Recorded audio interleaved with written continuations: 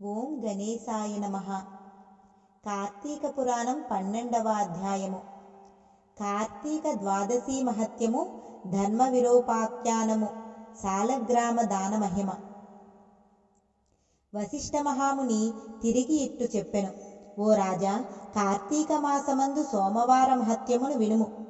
సోమవారము కంటే శని త్రయోదశి 100 రెట్లు ఫలము గలది. శని త్రయోదశి కంటే కార్తీక పూర్ణిమ 1000 రెట్లు ఫలము గలది. పూర్ణిమ కంటే శుద్ధ పాడ్యమి 1,00,000 రెట్లు అధిక ఫలము. శుక్లపాడ్యమి కంటే చివరి ఏకాదశి 1,000,000 గుణ ఫలప్రదము. అంతిమేకాదశి కంటే కార్తీక ద్వాదశి అనంత గుణ ఫలప్రదము.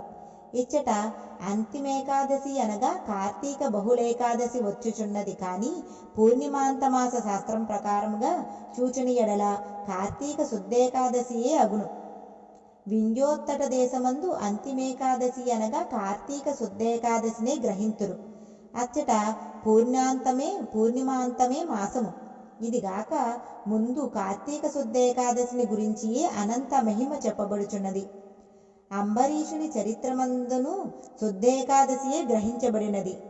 మోహము చేతనైన అంతిమేకాదశి నాడు ఉపవాసము చేసి గీత వాద్య పురాణముల చేత జాగరణమాచరించువారు సమస్త పాప విముక్తుడై విష్ణులోకమందు నివసించును.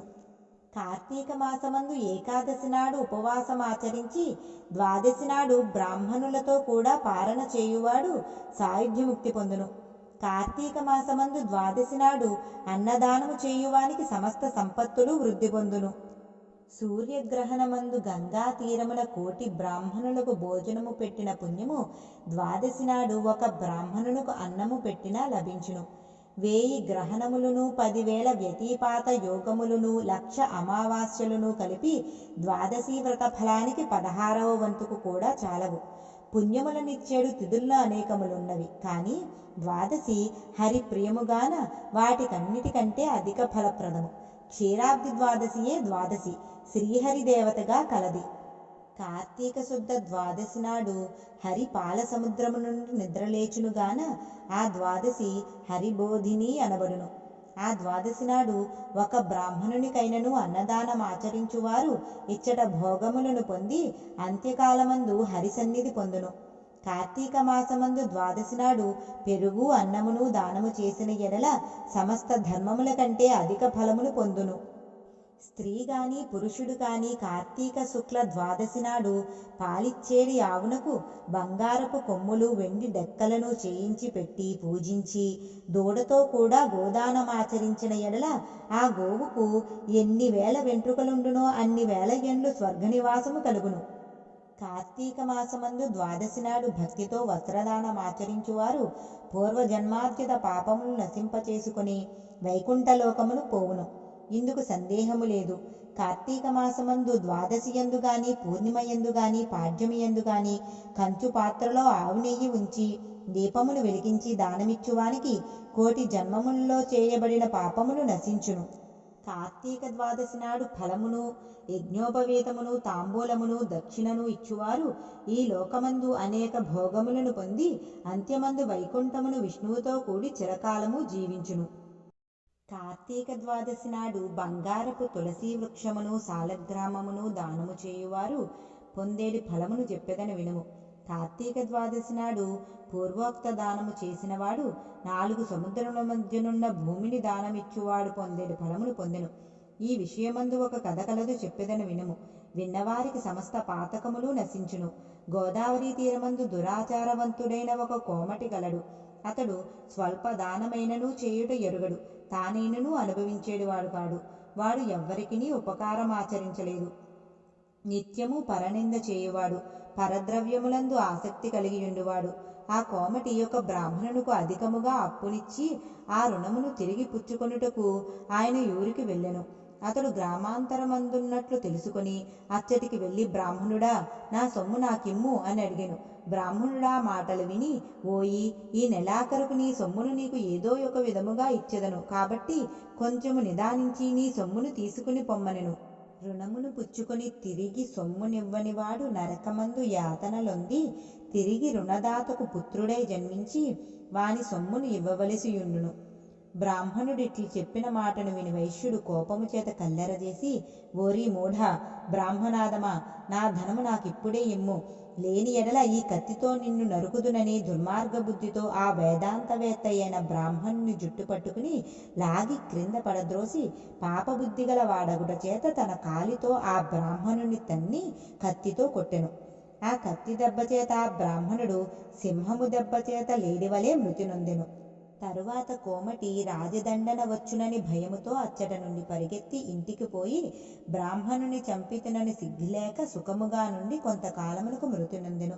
అంత కరాల ముఖములను కలిగి అమావాస్య రాత్రి చీకటితో సమానమైన కాంతి గలవారును భయంకరులు అగును యమదూతలు పాశములను ధరించి వచ్చి ఆ వైశ్యుని యమపాశముల చేత బంధించి యమలోకమునకు గొనిపోయిరి.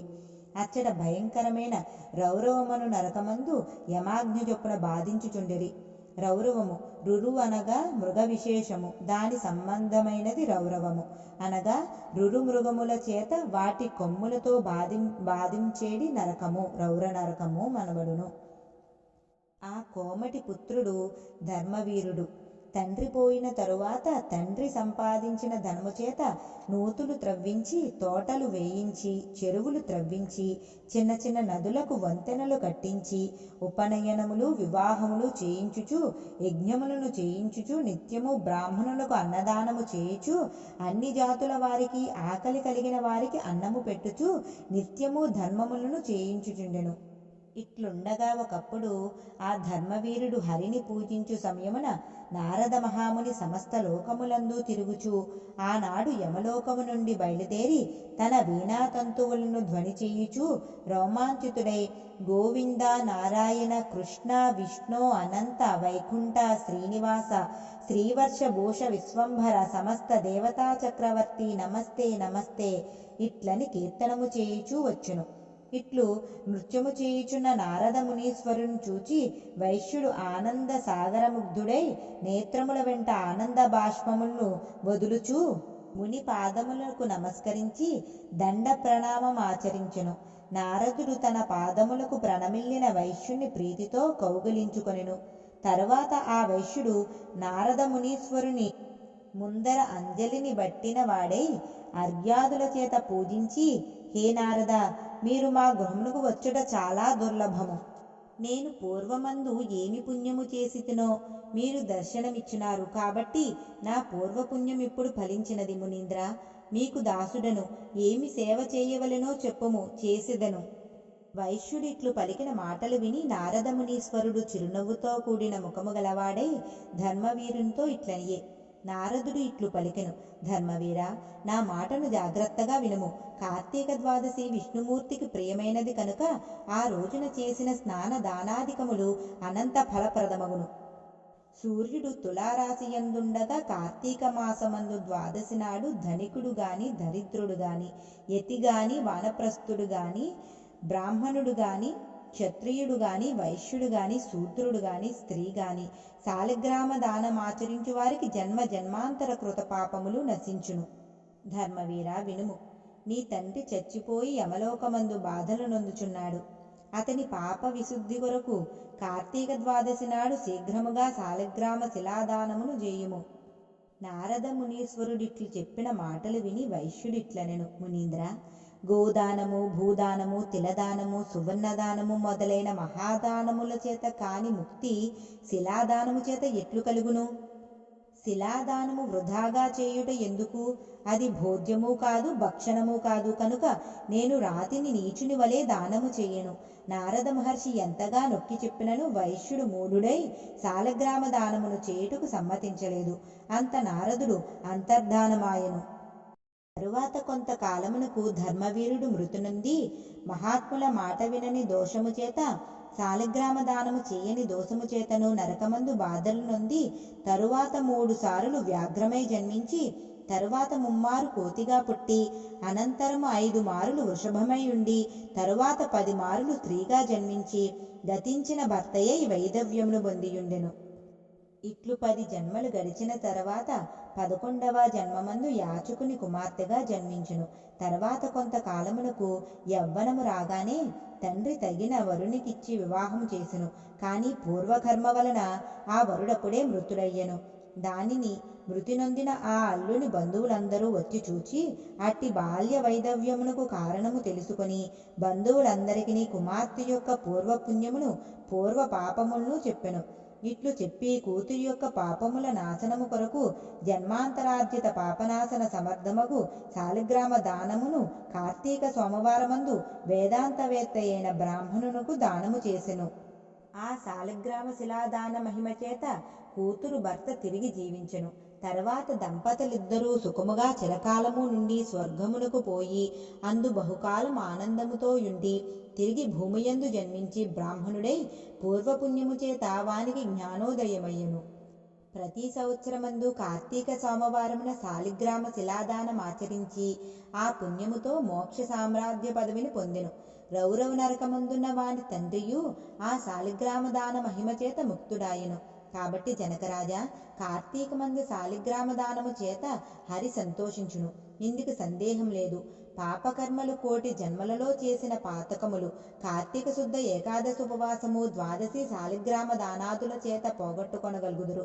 కార్తీక మాసమందు శాలిగ్రామ దానము వలన సమస్త పాపములు నశించును.